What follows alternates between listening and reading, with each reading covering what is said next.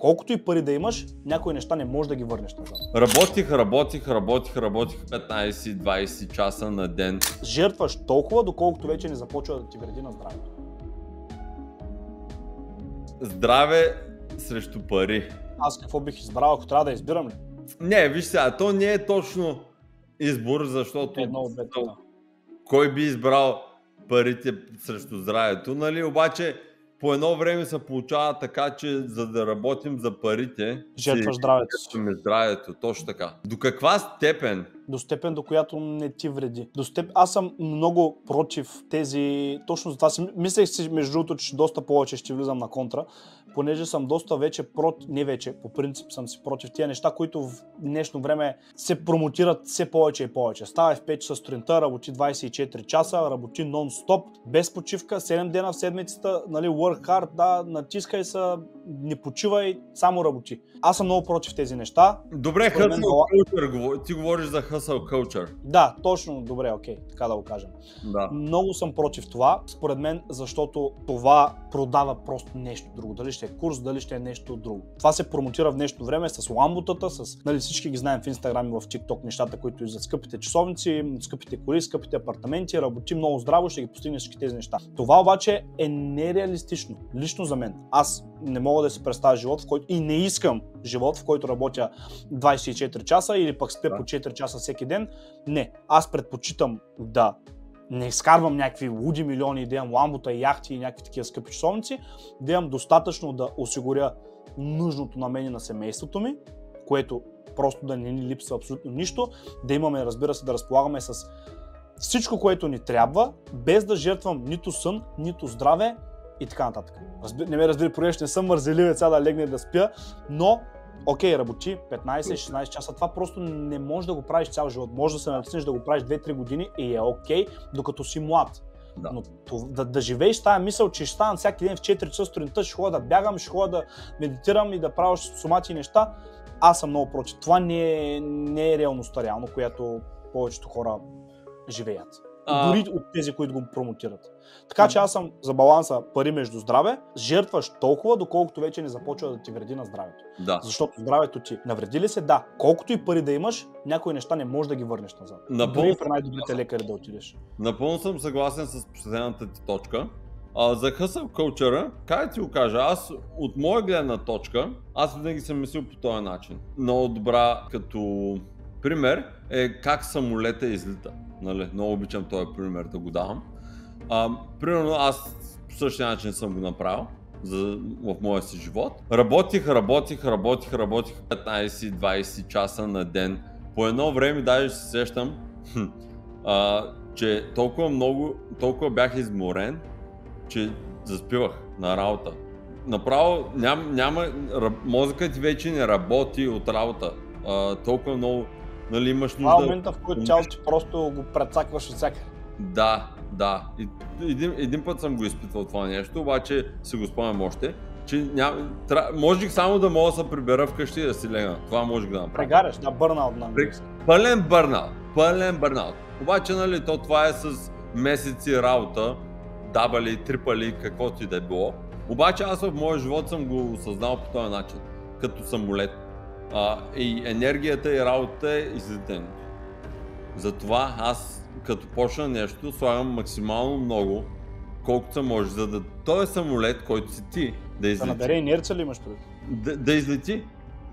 Самолета реално гори най-много енергия, когато излита. Когато вече стигне една височина, което е амбицията и височината, вече самолета си, как да кажа, на круиз контрол. Не използва толкова много енергия и просто си От енергия имаш пред гориво ли? Да, гориво, което е твоето време, твоето здраве, твоята енергия. Това е примерът, който обичам да давам със себе си. И аз в някои точки на живота си съм излетял, вече съм си, нали, просто си летя с самолета. Обаче в други... Да, обаче ти в твоя случай искаш да излетиш още по-нависоко. Или просто вземаш друг самолет. Разбираш? Оставиш го той да си лети. Но ако вземеш друг самолет, трябва да се върнеш там, където каза ти за първия. Трябва да работиш по 20 часа. Колкото са нужни. Обаче, виж сега, моя опит с работа и как да си балансирам нещата е доста по-добър. Аз съм вече доста по-ефикасен, нали? Как да си менеджвам времето, как да си използвам енергията, къде да си фокусирам енергията и по какъв начин да съм по-продуктивен. Нали, може би първия самолет е бил някакъв стар, не ги знам какви са, няма значение. А сега съм с някакъв джет, обаче пак трябва да излети този джет. Нали се сещаш? Трябва да стигнеш... Тоест имаш ще дадем по-малко усилия да излети този самолет, ако взем тази аналогия, така ли? Да, именно. Ние почнахме да говорим по този начин по тези точки, житейския опит, точно така. Колкото повече опит имаш, толкова повече си по-продуктивен. Така е, смисъл, ти каза, нали, работя преди самолета да излети, ако ползваме тази аналогия.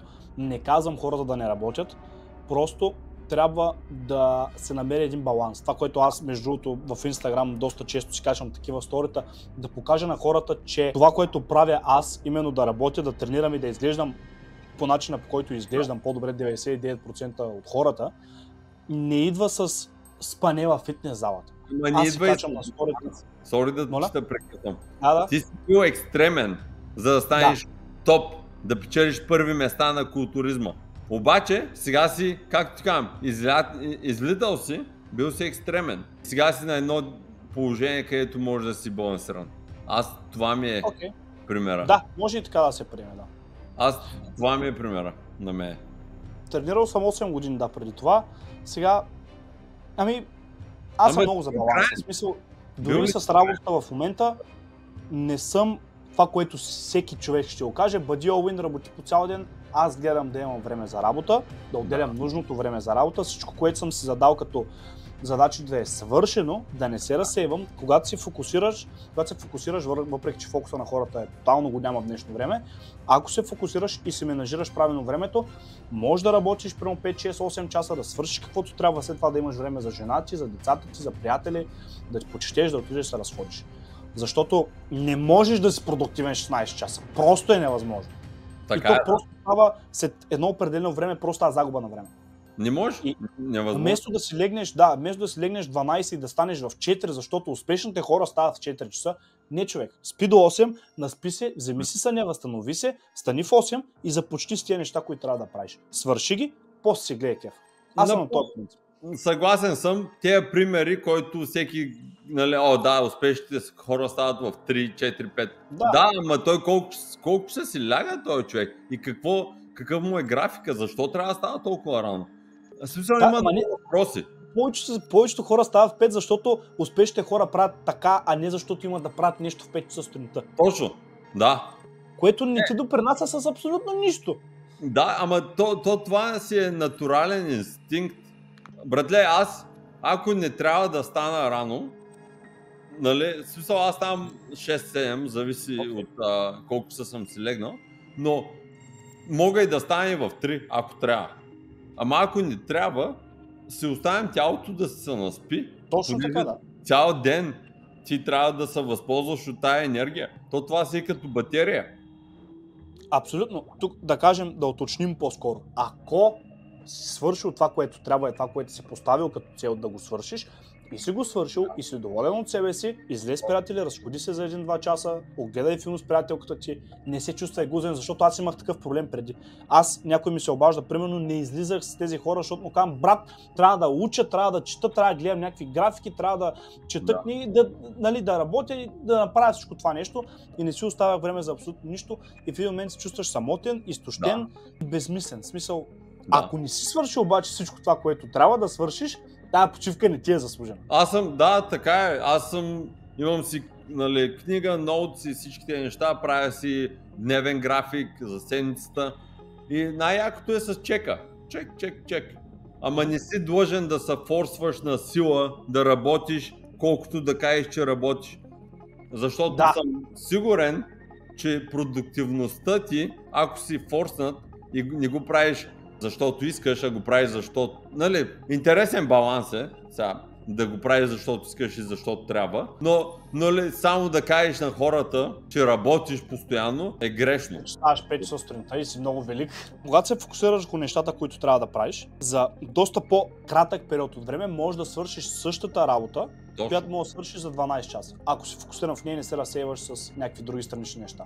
Да работиш 12 часа нон-стоп и да си продуктивен е просто физически невъзможно на този етап. Така че това е баланс. Да, точно така, не си продуктивен.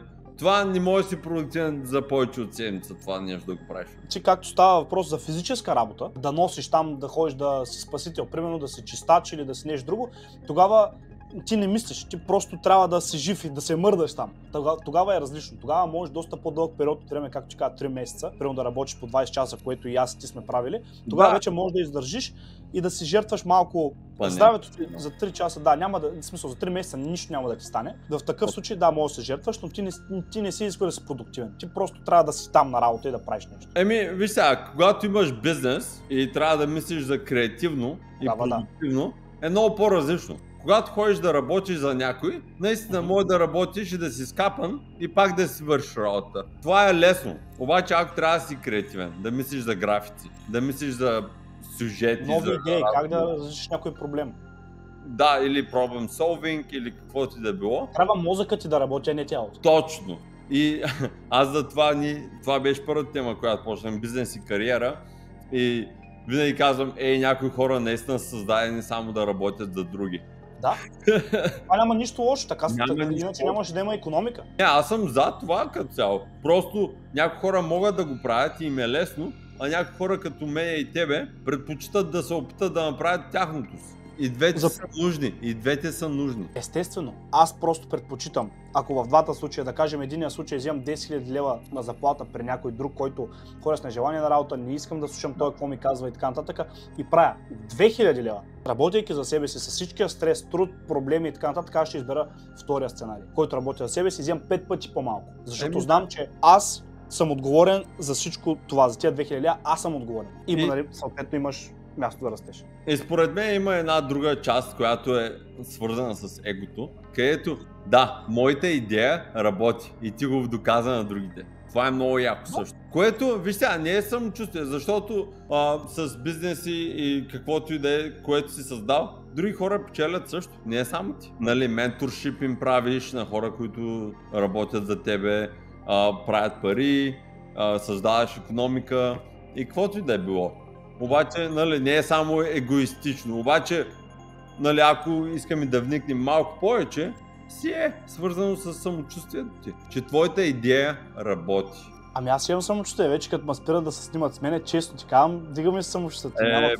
Много ясно. Много видим в дискотеката дойдоха, викат, аз съм те гледал в YouTube, така и така, заради тебе ще ходя на бригада, това ми топли сърцето, защото пращо стотици хора ще отидат на бригада и ще се променят живота, само защото съм снимал някакви клипчета в YouTube. Братле, буквално ще променя живота на стотици хора, българи, което едновременно с това, работейки в Щатите, носейки бари в България и харчейки ги вътре в България, това движи дори икономиката, което е просто insane, както се казва. Да, супер е.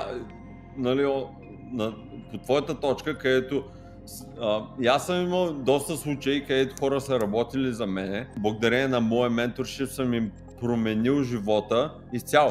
И това е най-голямото задоволение за мен лично, а не парите, окей, идват, заминават, харчиш ги, инвестираш ги, няма значение. Обаче да си променил, и това е моята цел в живота, да променя живота на един или милиони към по-добро. Ако мога да го постигна, съм направил моята роля в живота си. Работих 15-20 часа на ден. България или чужбина? Каква ти е равносметката за това, за себе си? Когато се развият тия неща, би ли се прибрал в България?